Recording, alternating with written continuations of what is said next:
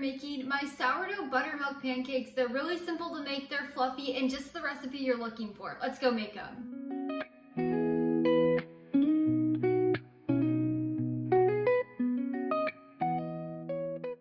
You can find my full written recipe link down in the description below. Just click that link, it'll take you over to the blog where you can print and save anytime. So before we get started, we'll do a few things. You can cook these in a pan or on a griddle. I have my griddle here. I'll link it down in the description below if you would like to check it out. I love this thing, it's a non-toxic one. But anyway, so you'll want to preheat your griddle to about 375, or you can preheat your pan to a medium heat. Add a little bit of butter in there right before we get started to help it not stick. My griddle is a natural non-stick that's non-toxic, so I don't have to use any butter. If you are in the same boat, you don't have to use any either. Now, this next step is completely optional, but it really helps with the issue of making pancakes, some getting cold and some still cooking. I like to preheat my oven to about 175 degrees or the keep warm setting. I like to put a pan in there with a grid or a wire rack over the top. And then whenever our pancakes are done, I pop them in there to keep them warm as the other ones are cooking, and make sure that they don't get soggy and they stay warm so everybody can eat together. Now we can get started. You'll need a mixing bowl and a whisk,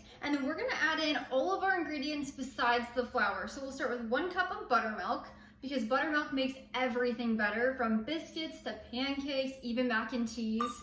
And then we're gonna add in 1 egg, as well as half of a cup of sourdough discard. This is just unfed starter. You could also use fed starter if you would like to. I like to use discard, it's just so much easier. And then we'll add in 2 tablespoons of raw honey. Just gonna squeeze that in here.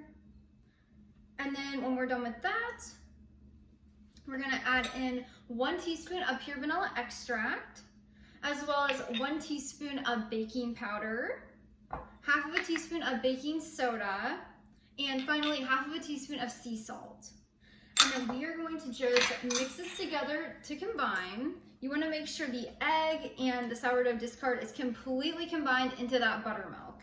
And of course, having all of those powders, like our salt, our baking powder, our baking soda, we want to make sure all of those are distributed throughout as well. Now, these pancakes are not super sweet because my husband and I love adding chocolate chips. We love adding or putting on a little bit of pure maple syrup when we're eating them. So if you would like a sweeter pancake and you don't plan on putting toppings on it or any add-ins in, you can add a few extra tablespoons of honey if you would like. All right, now that we have that mixed together, we're gonna add in 3/4 of a cup of all-purpose flour. I like to use an unbleached organic option, but you can use any. Now, whenever you're stirring in your flour, just do it just until it's combined. You do not wanna over-mix your batter. The biggest issue with pancakes is people will over-mix their batter and it will create dense pancakes. We want light and fluffy ones, so we're just gonna mix this just until that flour is combined, just really fast.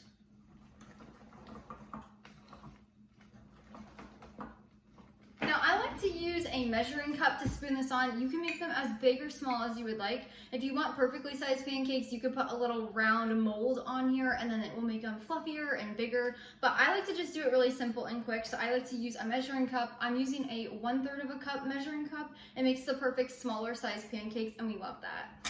So the smaller you make your pancakes, the more you'll get, and then the bigger you make your pancakes, the less you'll have. So just depending on what you would like and your preference. So we're gonna open this up. I always like to turn my griddle to the side, and what I love about this one is I can do both sides, which makes making pancakes so much easier. So now we'll just scoop our batter. I like to do a heaping 1/3 of a cup, and we'll add it onto our griddle. Now after I put it on here, I like to spread it out just a little bit. The 1/3 of a cup makes the perfect size pancake.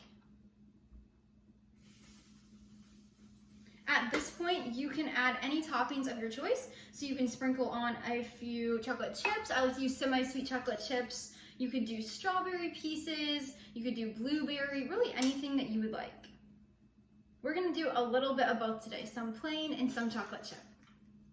Every time I make chocolate chip pancakes, I think of when I was little and I went to my cousin's house for being babysat, and she made the most delicious chocolate chip pancakes. It was syrupy and it was delicious. She put chocolate chips on the inside and some chocolate syrup on the outside. So every time I have chocolate chip pancakes, I think of my cousin.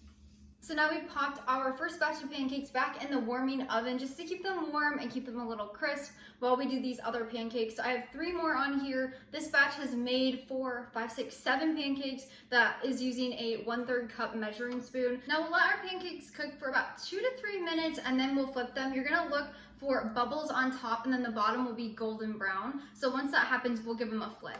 Now I forgot to mention before we started adding them on the griddle, when you're done making your pancake batter, you can add a lid or saran wrap to the top of your bowl. Then you can place it in the fridge for up to 48 hours. This allows you to make your batter ahead of time. Also, it adds so many more fermentation benefits. So with our sourdough discard already in here, we have fermentation benefits, but as it sits in the fridge for 12 hours and on, it allows those sourdough cultures to ferment all the other ingredients in there, creating even more fermentation benefits. So that's just an option if you'd like to do that. I do that sometimes. I'll make the batter on a Friday night and then I'll cook it on Saturday and Sunday for easy breakfast on the weekend. Completely optional, but it is really good. Now, once they've sat here for about 2 to 3 minutes, they're kind of bubbly on the top. We're going to flip them just like that.